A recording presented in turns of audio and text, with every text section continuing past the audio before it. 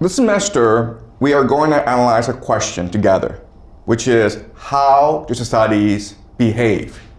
Why do we do what we do? What motivates us? What drives us? And there have been different theories as to what drives human behavior. Okay, so let's go over some theories. The first theory comes to us from religion. And the idea is that we are all driven in a war between good and evil. There's a good side to us and there is an evil side to us. There's Satan and there's God. And we are constantly in a battle in ourselves. Okay? Do we move towards Satan or do we move towards God? And that's the core of human civilization. So religion is meant to give us the strength to show us the path towards goodness. Okay? That's one theory. Another theory comes to us from biology. Okay? And the idea is sex. We want to pass on our genes forward because that's the point of our existence. If we cannot have children, we all die. So the point of our existence is to have children and have them pass on their genes to others, okay? And for males and females, life is different because as a man, you have a penis. And all you have to do is stick your penis into a woman and you're good, okay? That's all you have to do. So you want to stick your penis in as many women as possible. And that's the point of your existence. But as a woman, your life is different because it's hard to give birth. It takes 9 months to incubate the child in your womb. And then childbirth is the most painful experience anyone will ever experience. And then the child, it'll take like 16, 18 years to raise a child to maturity. So it's a huge investment on your part. So as a female, you have to be very cautious, very careful about who you marry or who you have sex with, okay? And so life is a struggle between men who want to put their penis into anything and women who want to be careful about who they marry, okay? So that's the idea of biology. Then of course you have the idea of race and culture. That the world is a struggle between these different races and cultures for dominance.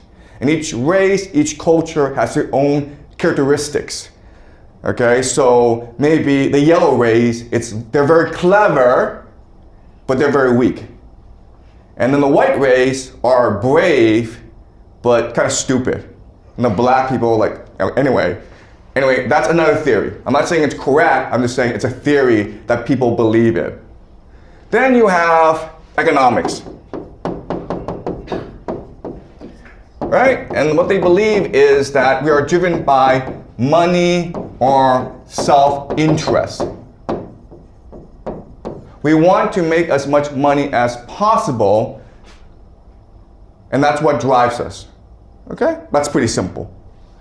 And the last big theory is the idea of liberalism. That comes from the Enlightenment.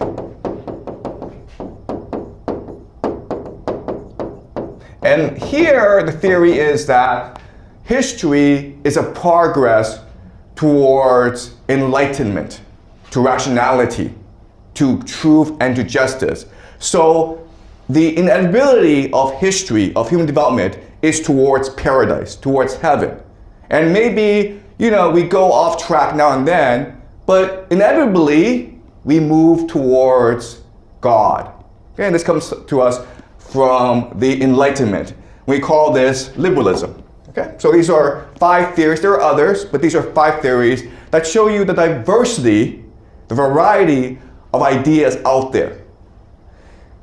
What I will do this semester is present to you another theory which I call game theory. And my argument to you is that game theory is the best way to understand how humans behave. What drives nations, what drives societies, what drives humans, okay? So that's my argument to you this semester. So the entire semester, we will study game theory. All right, so what is game theory? All right, game theory is very simple. The idea is that there are three components to a game, just three aspects to a game. There are the players, the participants, okay? Then there are the rules or the constraints. In mathematics, we would call this the boundary conditions, okay? The limits to the game. And the third aspect are the incentives.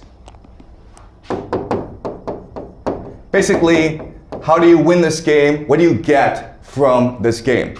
And my argument to you this semester is that if you study all three, okay? If you figure out who the players are, if you understand the rules, if you understand the incentives, then you understand how the game works, and then therefore you can predict how the game will turn out. Okay, that's the skill that I want to teach you this semester. And what I want to show you, or what I promise you, is that if you learn game theory, there'll be three major benefits to you as a student. Again, you don't have to learn game theory. You don't have to come to class. But if you spend the effort to learn game theory from me, then three things will benefit you, okay? The first benefit is that you become a better person. The point of education, guys, it's not to get good grades or get into university or get a good job. What I believe is the point of education is to make you into a better person, which means that you are a much more thoughtful person who can better analyze yourself and the world around you. This allows you to make better decisions. This makes you a much more curious, much more moral, and much more imaginative person, okay? So one benefit of learning game theory is you become smarter, and therefore you become a better person, okay? That's number one. Number two is you'll be able to understand the world that we live in, because this world is kind of stupid, okay? So you may have heard that Donald Trump and the American military went into Venezuela for no good reason, kidnapped a president of Venezuela, which is against international law, and then brought him back to New York City where he will stand trial. It's really stupid what happened.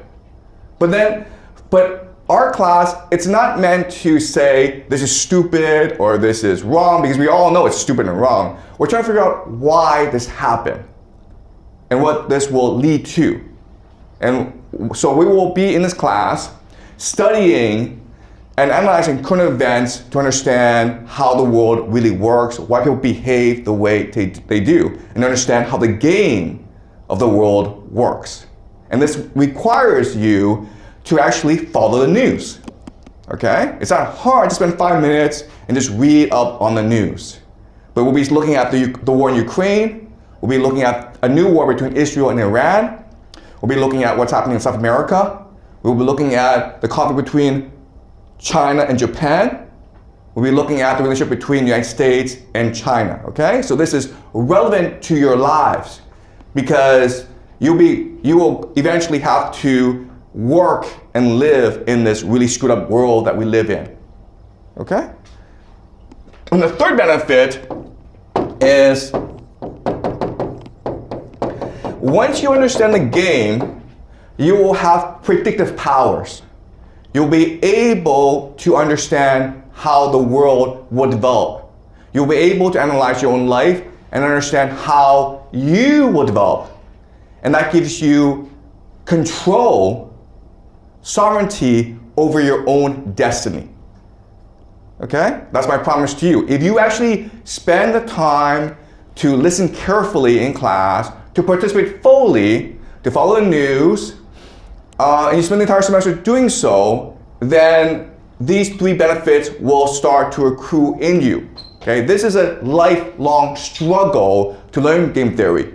I'm a lot older than you are. I have a lot more experience than you. Okay? But I want to show you how to look at the world through game theory. Another phrase that you learn in school is, I'm going to teach you how to think critically about the world. Or I'll just teach you how to think, okay? All right? Are we clear? Any questions before I move on? All right. So this is all very abstract. And so what I'm going to do now is I'm going to use an example of a game to show you how game theory works, okay? All right. So let's use a really simple game, okay? Let's imagine there are 5 boys and 5 girls, and they want to get married, okay? So these are the players. And what we're going to do is we're going to divide them up into male and female. Then what we're going to do is we will rank the males and the females. Okay, so we're going to rank 10 players into 5, 4, 3, 2, 1. 5, 4, 3, 2, 1. Okay? And so how do we rank them? Well, we rank them according to their attractiveness using 3 criteria. The first is genes. The second is wealth. And the third is status. Okay, so genes is very simple. It means that you're good looking. It means you're tall. It means you're healthy. You will live a long time, okay? Genes is pretty simple to understand. Wealth just means that you or your family have a lot of money. Status means that you have a lot of friends. You have a high status job. You come from a really powerful family, okay? So these are the 3 criteria that we can use to judge a person's attractiveness. And then what we can do is rank them from 5 to 1. 5 means really the best. 1 means the worst, okay? And we can rank all 10 according to these metrics. So according to biology, what we call evolutionary biology or evolution psychology, we're always trying to find the best genes to procreate because this ensures that our genes pass on. Okay? So remember that men have a penis which they can stick into anything. Women have to give birth, so the strategies are different, okay? So basically number 5 is trying to have sex with all 5 women, right? That's his strategy. But female number 5 wants to ensure that she only gets 5. Okay? So these are different strategies. And according to evolutionary psychology, all 5 of these females should try to procreate with number 5, okay? But we know you can't do this. It's suicidal. Why is it suicidal? Because the human race couldn't survive, right? It'd be idiotic to do something like this, where all 5 women are just trying to marry this one guy, and maybe him, okay? But these 3 are eliminated. Because then your society would collapse. You couldn't have that many children. So this can't possibly be true, right? So let's figure out what should happen. Okay. All right. So let's think about this rationally, or from an economics perspective. All right. So again, number 5, he's trying to maximize the game. So he's trying to sleep with all 5 woman, okay? The problem if he does that is these 5 know they're all being played. And they recognize that this guy is probably an asshole. So 5, the best woman is like, you know what? There's not much difference between 4 and 5, so I'll just go marry this guy, right? So number 4 is gone. And number 4 is like, you know what? 5 is probably making a good decision, so I'll just go marry number 3, right? And then what happens now is that 5, by trying to marry all the women, is stuck with the worst choice, right? So that's kind of stupid for him. He's stuck with number 1. But guess what? If any of these guys try this crap, the same thing happens to him, where 4 is like, you know what, I can't get 5, but I'll try to get 4 and 3 together. And then 3 is like, screw you, I'm gonna go and marry 2, 4 is gonna marry 3, okay? Then he's stuck with 1 as well. Or he's just alone. So if they try to individually maximize their outcome, they all get screwed in the end. So the only way out of this is that they cooperate, okay? And the best way to cooperate is basically 5 is like, you know what, screw this, I'm not gonna go after 4 or 3, I'll just have number 5, okay? Right? 4 is like, yeah, I'll just go marry 4. No dating, no games, I'll just go marry 4. And 3 marries 3, 2 marries 2, and 1 marries 1, okay? And the world now is perfect. Everyone has a husband and a wife, and they can now just have children, and the world is perfect. And this is actually the best strategy for all the players, right?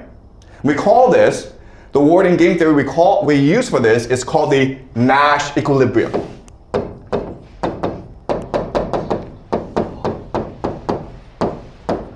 Okay, Nash equilibrium just means that you always reach a state in which all the players maximize their outcome, the Nash equilibrium. And so the world makes sense now. There's a problem with this though. And the problem is, in real life, no one does this, okay? In real life, no one actually follows this rule. Nash equilibrium is just a theory we made up. But in real life, that's just not what happens. What happens in real life is we choose to be suicidal, okay?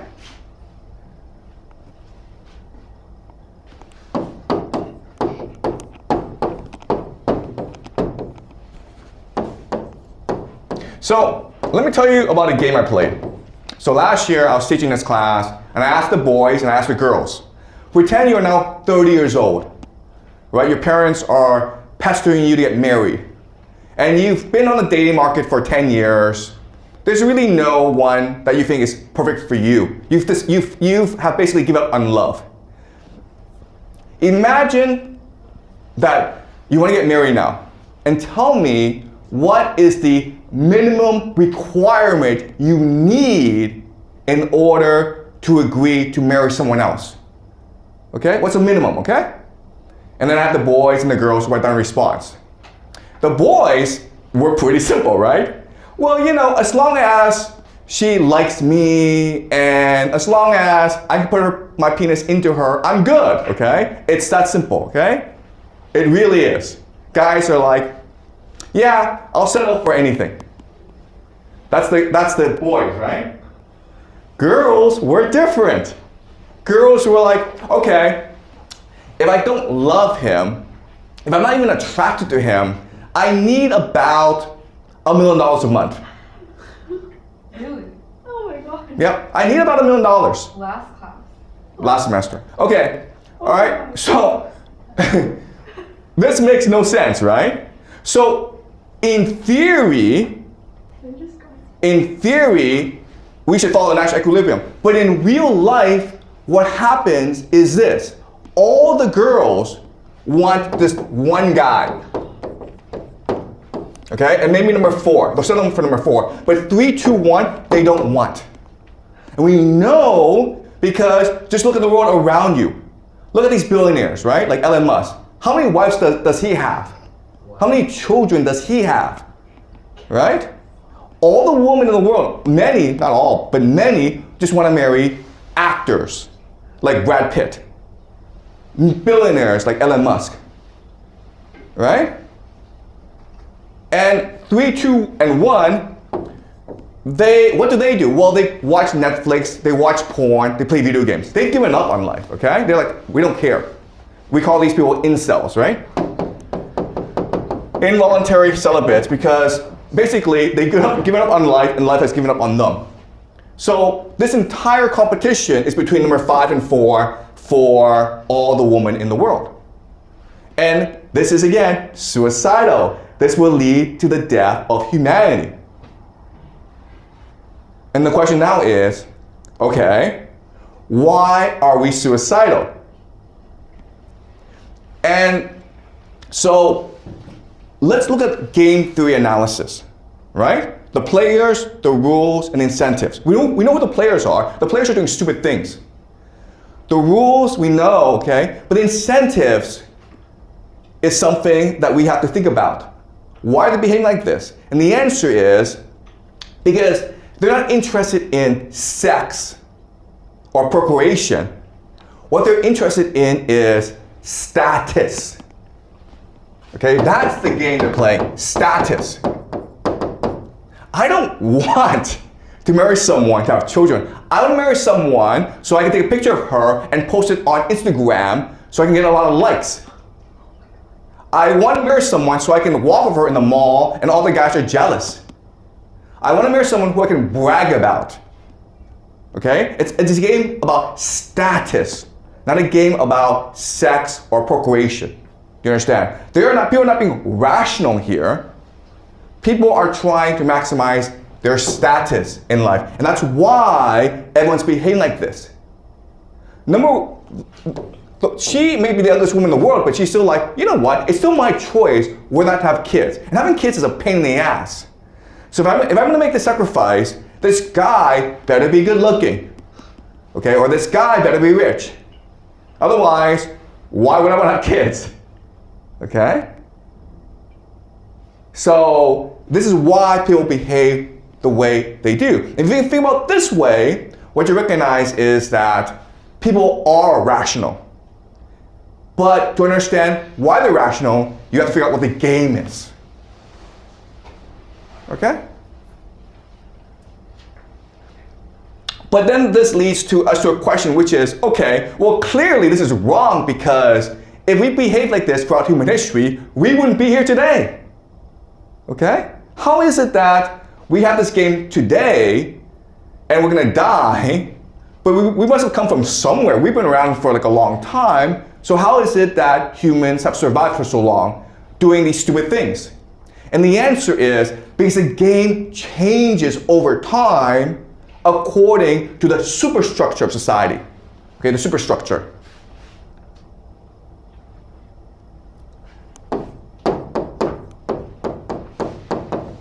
The superstructure is what determines the nature of the game. Superstructure, just think about the big picture, right? How many people are there? Is society wealthy or poor? Are there enemies to this society? Okay, this is the superstructure, the big picture, demographics, economics, culture, politics, religion.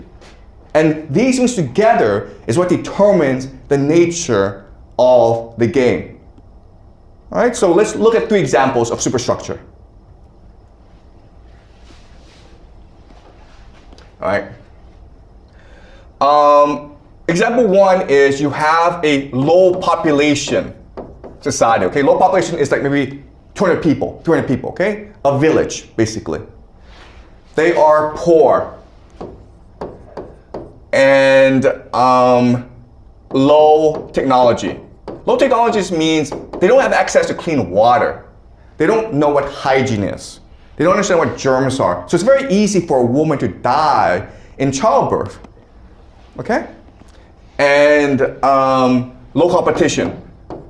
Low competition just means that there are no competing villages against them. Okay, so that's one kind of superstructure. the earliest superstructure of human society, okay? Then you have maybe growing population, okay? So we're talking like maybe 10,000 people, 20,000 people. They are now growing in wealth, growing wealth. They have some technology, meaning they have access to clean water, and they have high competition, okay? Meaning that they're competing against different villages and societies around them.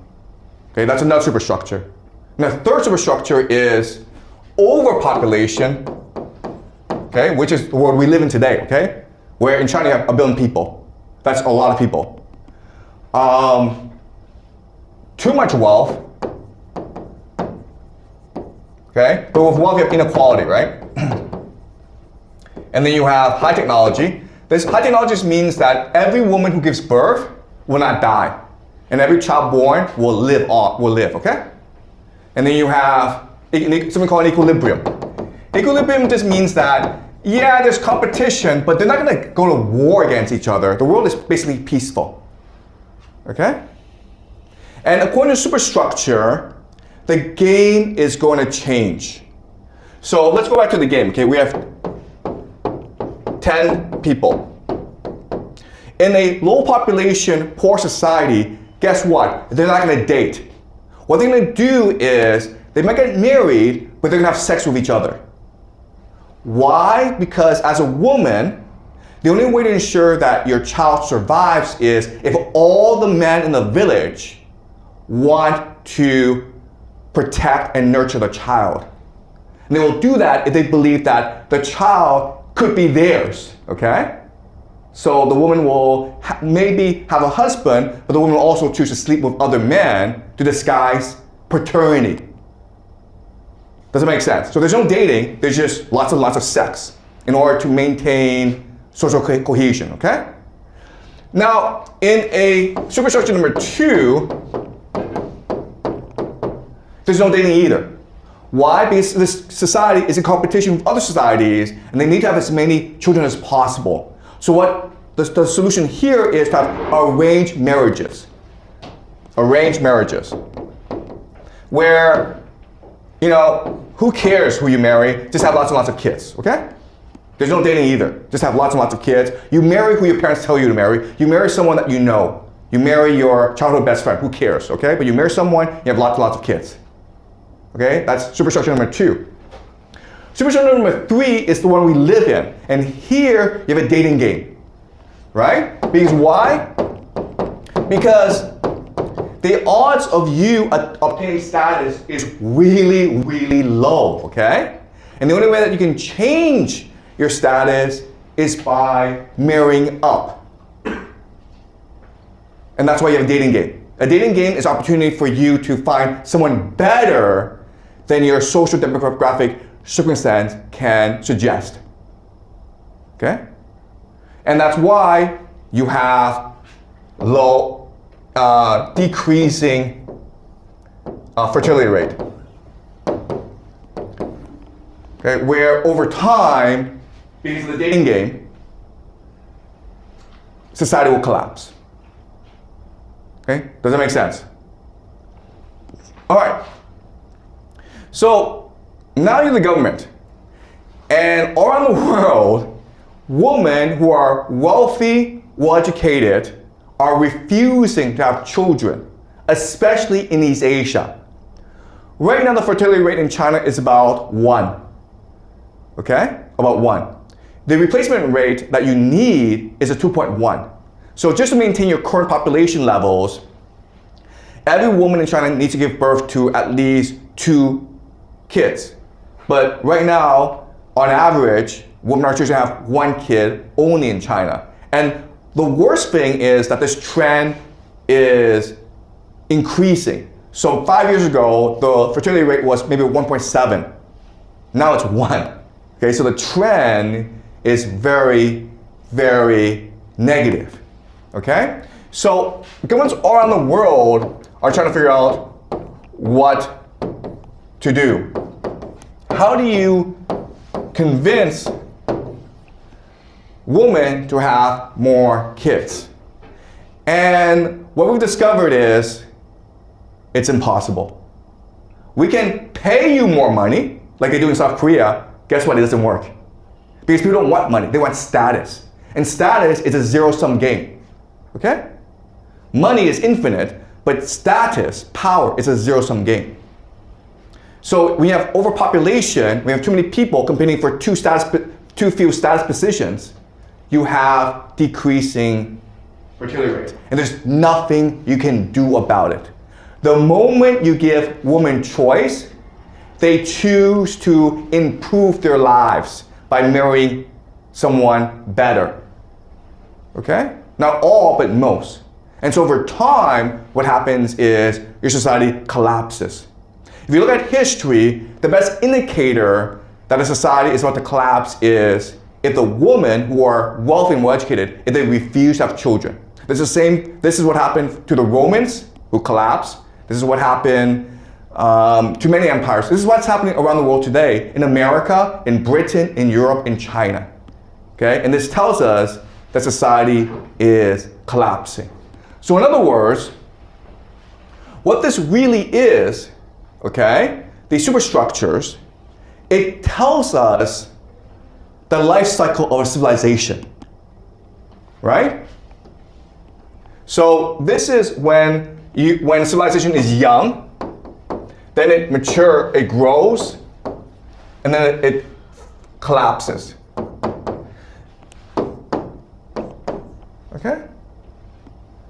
And if you look at history, all civilizations go through this process of birth, maturation, and then collapse. And there's no way around it. So the power of game theory is that just by studying one aspect, okay, if I just study this game, all right, I figure out who the players are, the rules, and the incentives, I can figure out what the superstructure of the civilization is, okay? And then once I have these two, I can now figure out where it came from and where it's going.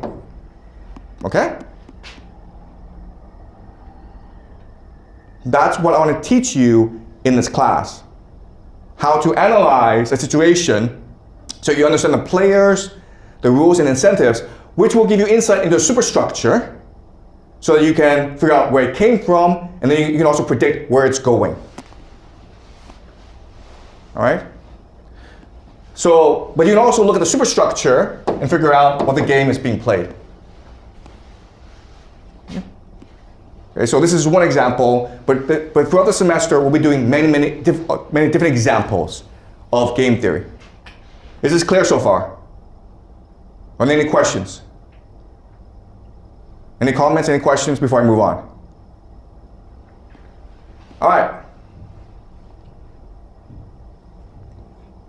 All right.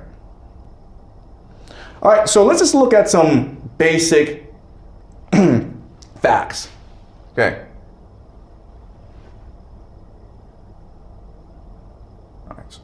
All right, this is a map of the world, okay? As you can see, okay, so the color scheme is this. The red is where the population, the society has an above replacement fertility rate, okay, so above 2.1. If it's dark red, like here in the middle of Africa, it's 6 to 7, or 6 above, okay? And why is it that the case? Because Africa is in a situation where it is a growing society with middling tech, so a lot of people die, lots of competition, so to survive, families have to give birth to a lot of kids, okay? They have no choice in the matter. But then you move to the rest of the world, okay? So this is North America, Europe, and East Asia, the 3 wealthiest parts of the world. And guess what? The fertility rate is collapsing because now we've entered the end game where it is overpopulation, too much wealth, so too much inequality. And so women are forced to pick the best possible mate or not have children at all.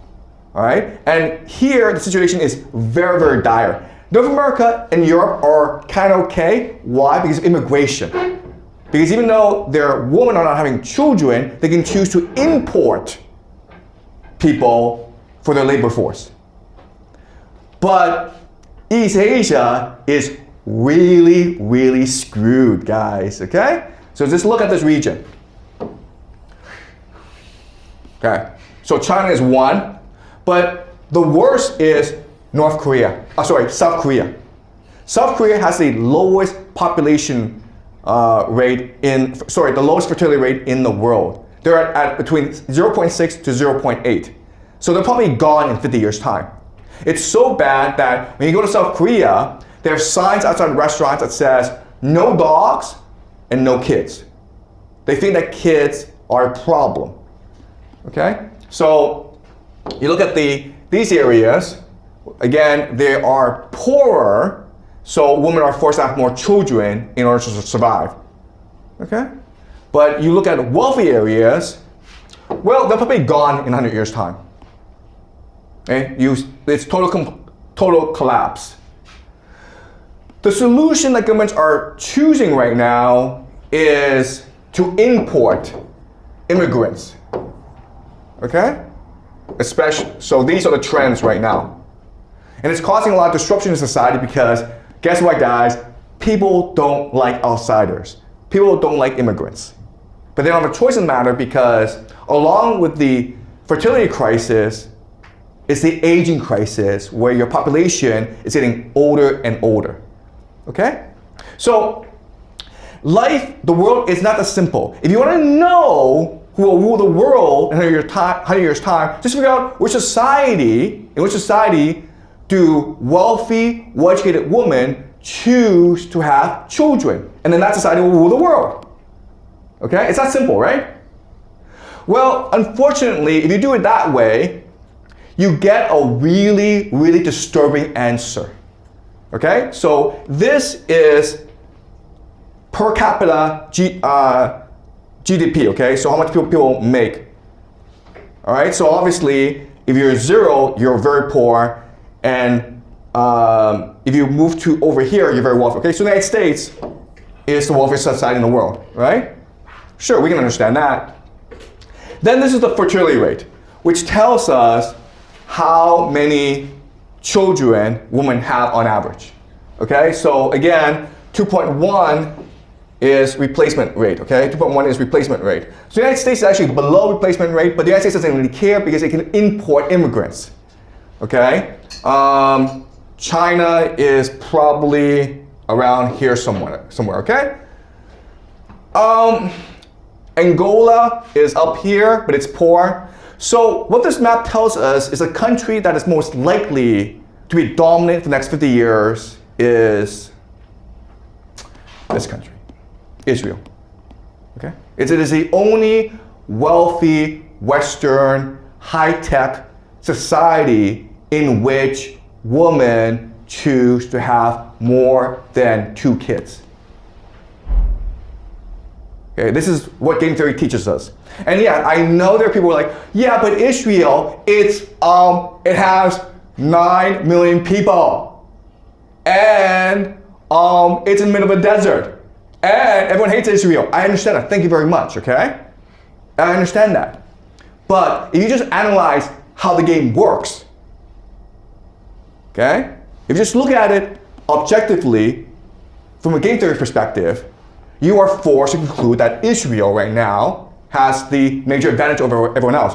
Now, it is possible that societies will change the fertility rate as the world changes, okay? But I'm saying that given the current state of things, Israel, their growth trajectory is very, very high. But then the question then is, okay, why is it that Israel, they are different from everyone else? And the answer is because the world hates them, okay? Because they think they are different from everyone else and they must unite together to survive. So in Israel, fertility is status, okay? If you are a woman and you give birth to a lot of kids, that means that you love Israel. That means that you are doing what you can in this war for survival. It means you are a patriot. Okay? But this has to do with religion. So, What the West has done is not only has it created a dating game where a woman can choose to have kids, but the Western world has also given up on religion and embraced materialism, right? So what is valued in our world, in the West, it's not patriotism or love of family or religious duty, it's just how many Instagram followers you have. It's how many YouTube subscribers you have. It's how much money you have. Okay, that's all that matters. So given the current state of events, it's very hard for the Western world and really for China to survive for the next 50 years, okay? And I know like, well, China has 1 billion people, so even though, you know, we're only giving birth to 10 million kids a year, we'll still be around for a long, long time, okay? So at this rate, by 2100, China will be at a population of about 600 million. That's still a lot of people, man. Okay. Here's the problem though. Okay, this is South Korea. Okay, South Korea is like the worst case scenario. And for South Korea, this is actually the best case scenario where, okay, given current trends, and let's just pretend that nothing bad happens to South Korea. Well, by the year 2100, you'll have a situation like this where the vast majority of people are over 65 and you have no kids, okay? That is a zombie society where no one works and everyone just, I don't know, walks around the park every day. No one works, so the economy has collapsed. Okay, so look at this trend where we are now in here, okay, where the majority, it's still a working population, which is good, you need that for the economy, but by the time you hit 2040, okay, you've got this huge dependency and a cratering population, okay? You guys see this, where we are? Okay, so we're at 2020, right, okay, all right, so it's still not too bad, but by the time you hit 2040, look at this. Okay, look at this, where you have absolutely no kids, and then you have lots and lots of retirees, okay? And then, by the time you hit 2060, oh my God, right? Your population, your working population has decreased by half, by 50%, all right? So, if things stay the same, if nothing happens, South Korea will be dead in, I don't know, by 2150, okay? Best case scenario. But what we know from history is that societies do not die naturally. Eventually, South Korea will be forced into wars, economic crises. So this trend will just increase. And so if North Korea got past 2080, I'd be very surprised. Okay? I would be surprised by 2040, South Korea were to face collapse as a nation state. Okay? Because you need these people to work, but guess what? You also need them to fight wars. So if North Korea ever threatens South Korea, most of your adult population would be dead. Okay? So South Korea cannot fight a war now. The prospects for South Korea is utterly hopeless. There's nothing South Korea can do about this because South Korea is an extremely materialistic society where the only way to get ahead is by making a lot of money, okay? And if you're a middle-class person in South Korea, it makes no sense for you to have 3 kids. It makes sense for you to have 1 kid and put all your resources into this 1 kid in the hopes that he passes the college examination, gets into a good university, and then gets a good job at Samsung, which is the only company in South Korea, okay? Samsung. Right? So the situation is pretty dire in South Korea. All right. Okay, that's it for today. Any questions, guys, about what we've learned? Yeah. Okay. Big. Speaking on the mic, please. Oh, thanks. So for the last graph that we talked about Israel, and I've noticed that the Saudi Arabia that is also like at half not bad GDP per capita and fertility rate. So, but for Saudi Arabia, maybe I'm wrong. Like stereotypically, that they didn't receive much hate as Israel did. So why did they like at the similar position as Israel? Okay, that's actually a really good question. Okay, all right. So, Saudi Arabia, as you can see from this map, it's a very wealthy society, and families have about 4 kids on average. All right, so Saudi Arabia it's actually an outlier, and the reason why is that it gets all its money from oil revenues. Okay, so it sells oil around the world. What does it do? It creates a welfare state using this oil. So you're incentivized to have many children as possible because the government will pay for it. Free schooling, free healthcare, free housing, and then a guaranteed job. So it's basically like socialism. It's also a Muslim country, so you have this religious duty, imperative to have as many children as possible. Okay? But the problem with Saudi Arabia is the idea of human capital,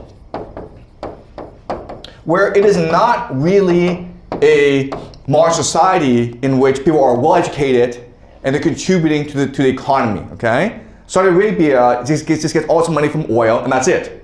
It's trying to grow terrorism. It's trying to develop its human capital, but it doesn't really work. Okay, so you're right in that Saudi Arabia, it seems to be doing well, but it's not really. Okay, but also like people will argue about Israel as well. We're like, well, Israel gets all its money from the United States, and it's the American military that supports Israel.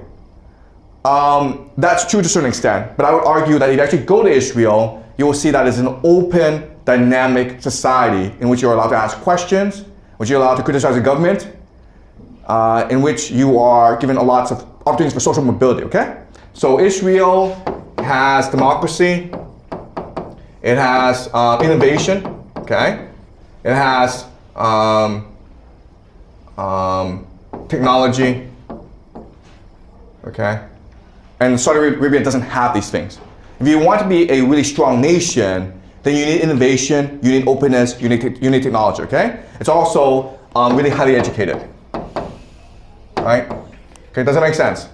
Okay, so Saudi Arabia, it's really an outlier here, right? But the problem is what happens if Saudi Arabia runs out of oil, right? Or there's a war in the Middle East, then Saudi Arabia is kind of screwed, all right? All right. But you can also argue, no, well, you know, Saudi Arabia, it has a lot of money and maybe, okay? So game theory doesn't give us the answers. Game theory, it just gives us a guide to ask questions and do research, okay? Does that make sense? Yeah? I have a question about like when is this data? It's rose about 2009, right? So how about now? Did it change a lot, or like is there anything change? Okay, yeah. So you asked about the sourcing of the data, okay? And you're right in that there will be fluctuation, okay? But but this is 2024, okay? 2024, and this is Israel right here, okay? All right, so if it's red, it's above replacement. All right, and if you just Google Israel population fertility rate, Israel is the only wealthy nation in the world that has an above replacement fertility rate, okay? All right. Okay? Any more questions, guys? All right, great. So I will see you guys next class.